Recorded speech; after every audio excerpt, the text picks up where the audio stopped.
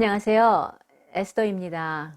우리는 지난 영상에서요, 불순종의 대가가 아무리 혹독하고 아플지라도 하나님께서는 우리를 너무나 사랑하셔서 그런 훈련을 통해서 우리를 순종의 사람으로 만들고 결국은 복을 누리게 하신다는 내용에 대해서 묵상을 해보았습니다. 그런데요, 불순종의 대가만 혹독하나요? 순종의 대가도 사실은 혹독할 수가 있습니다. 우리가 부름받아 나서니 몸 어디든지 가오리다 그렇게 했지만 정작 순종해서 선을 행하다 보면요, 내가 왜 이 일을 해야 되나, 또는 언제까지 일을 해야 되나, 그런 어려움을 느낄 수가 있습니다. 하지만 순종에 대해서 생각을 할 때 우리 주님의 십자가에서 순종보다 더한 것이 어디가 있겠습니까? 많은 분들이 이 사순절 기간에 우리 주님의 죽으심을 묵상하면서 부활절을 기다리고 있는 줄로 압니다.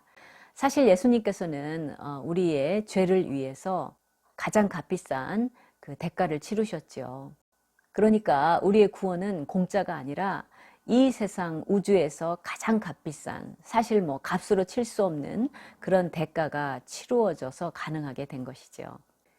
마침 오늘 영상도 속죄제에 대한 것이네요. 속죄제는 속죄를 위한 대표적인 것입니다. 우선 속죄에 대한 것을 생각을 해보면요, 지난번에 우리가 묵상해 보았던 금송아지의 배교에서도 생명을 건 모세의 중보 기도 때문에 사실은 살게 된 것이죠. 성경에는요, 아무 뭐 대가 없이 죄를 단순히 덮거나 또는 씻어내서 죄사함을 이루는, 속죄를 이루는 그런 예가 없습니다. 하나님께서는 사랑의 하나님이시기도 하지만요, 공의의 하나님이시기 때문에 이러한 법이 있는 것입니다. 그러니까 나를 아무리 사랑하신다고 하더라도 내 잘못과 죄에 대해서 어물쩍 넘어가시는 하나님이 아니라는 거죠. 사람 사이에 일어난 긴장을 풀기 위해서도 야곱이 형 에서의 감정을 푼 후에 그것을 위해서 엄청난 선물 공세를 하지 않습니까? 여기에서 감정을 풀기 위해라고 번역된 것은 히브리어에서 속죄하다라고 번역이 되는 키페르라는 동사가 사용이 되었습니다. 또한 다윗도 통치 기간에 3년이라는 기근을 통해서 큰 고통을 겪습니다. 그런데 알아보니까요, 기근의 원인이 무죄한 기브온의 사람들의 생명을 사울 왕이 그만 빼앗았기 때문이었어요. 그래서 사울의 자손들의 죽음을 통해서 속죄를 이루어서 다윗은 기근의 문제를 해결하게 됩니다. 즉 사람 사이에서의 속죄도요, 이렇게 예물이나 또는 죄인을 대신한 피를 통해서 속죄를 이루어서 문제를 해결하는 것입니다. 사실 우리도요, 다른 사람에게 상처를 입혔거나 또는 어떤 손실을 입혔을 때에 하나님 앞에 회개를 해서 해결을 할 뿐만이 아니라 그 당사자에게 할 수 있는 무엇인가를 함으로써 상대방의 그 노를 가라앉히는 일이 꼭 필요하다는 것을 성경은 우리에게 가르치고 있습니다. 아이들을 키울 때, 어렸을 때 뭐 사랑 없이 많은 매질을 했다거나 또는 정서적인 교감이나 소통 없이 아이들을 키움으로써 부모에 대한 깊은 그 분노를 가지고 성장한 자녀들 앞에서 정말 무릎을 꿇고 심지어는 눈물을 흘리면서 사죄를 했다, 그런 이야기를 들으셨을 겁니다. 같은 원리가 하나님과 사람 사이에서도 적용이 되는 것이죠. 속죄제는 죄사함을 위한 대표적인 제사입니다. 물론 속죄제는 사람을 정화하거나 사물을 정화하는 문맥에서는 purification offering, 즉 정결제로서의 기능을 합니다. 하지만 속죄제의 표준 본문으로 알려진 레위기 4장은요, 죄사함에 대한 것에 초점을 맞춥니다. 사실 레위기 4장과 5장은요, 전통적인 속죄론의 근간이 되는 본문입니다.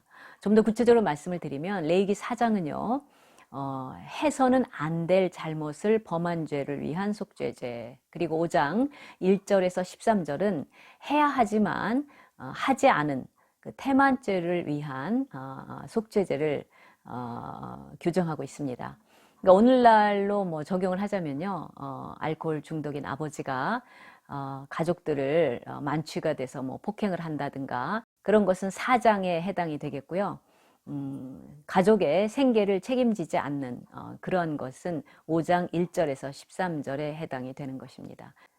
그러니까 속죄죄는 해서는 안 될 일을 한 것, 그리고 해야 하는데 할 일을 하지 않은 이 죄들을 다룬다고 볼 수가 있는 것이죠.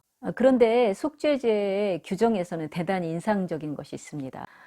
번제나 소제나 화목제는 헌신과 감사를 위해서 드리는 예물제사, 즉 자원제이죠.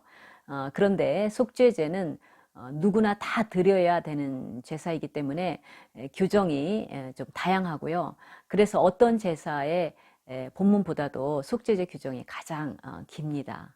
우선 제사장은요, 당시에 가장 비싼 수송아지를 속죄제로, 그리고 족장의 경우는 순염소를 자신들의 죄를 위해서 드렸습니다.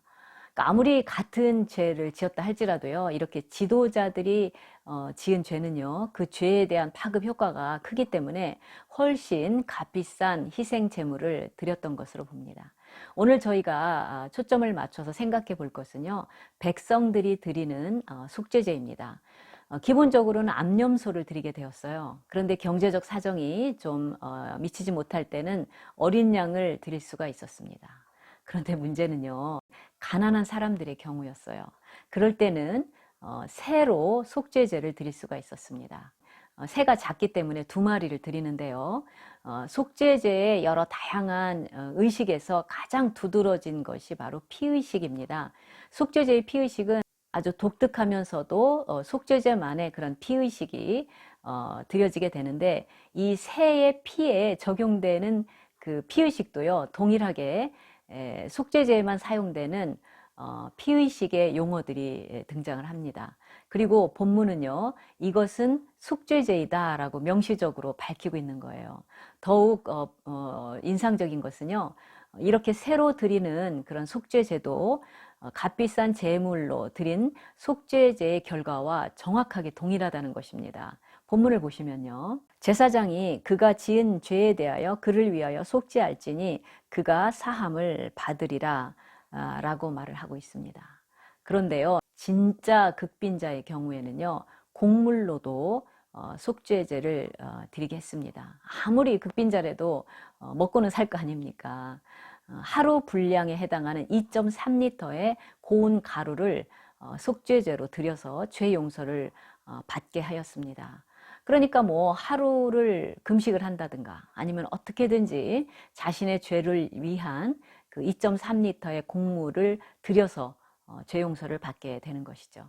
또 생각해 볼 것은 곡물 제사에는 피의식이 없는데 죄사함이 가능한 것일까 생각을 해볼 수가 있습니다. 그런데요, 이 곡물로 드리는 속죄제도요, 피와 무관하지 않습니다. 왜냐하면 일반적으로 소제는요, 번제와 같이 드려졌습니다. 번제는 가죽을 제외한 그 동물의 모든 것들을 제단 위에서 몽땅 다 태우는 제사이기 때문에 피의식이 함께 있었습니다. 본문은 곡물 제사의 규정에서도요, 이것이 속죄제다라는 것을 분명히 밝히고 있습니다. 그러니까 값비싼 동물로 드리는 제사나 새로 드리는 제사나 또 곡물로 드리는 제사도요, 동일하게 그 속죄의 효과가 나타난다는 것입니다. 결국에 이 속죄제나 제사 제도의 목적은요, 하나님의 언약 백성들이 어떤 상황에서도 죄의 문제를 해결하고 또 거룩을 추구할 수 있도록 그렇게 디자인이 된 것이죠.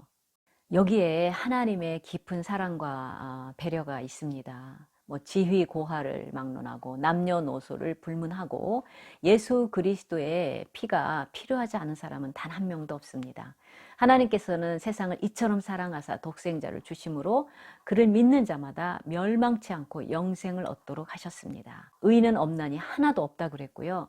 죄값은 사망이라고 했습니다. 그리고 그 죄값은 반드시 치러져야 되는 것이죠. 이 사순절 기간을 지나면서요, 이렇게 속죄제 규정에 반영된 하나님의 사랑과 또 죄의 대가는 반드시 치루어져야 된다는 이러한 내용들을 묵상하면서 더욱 하나님께 가까이 가는 여러분과 제가 되기를 바랍니다. 감사합니다.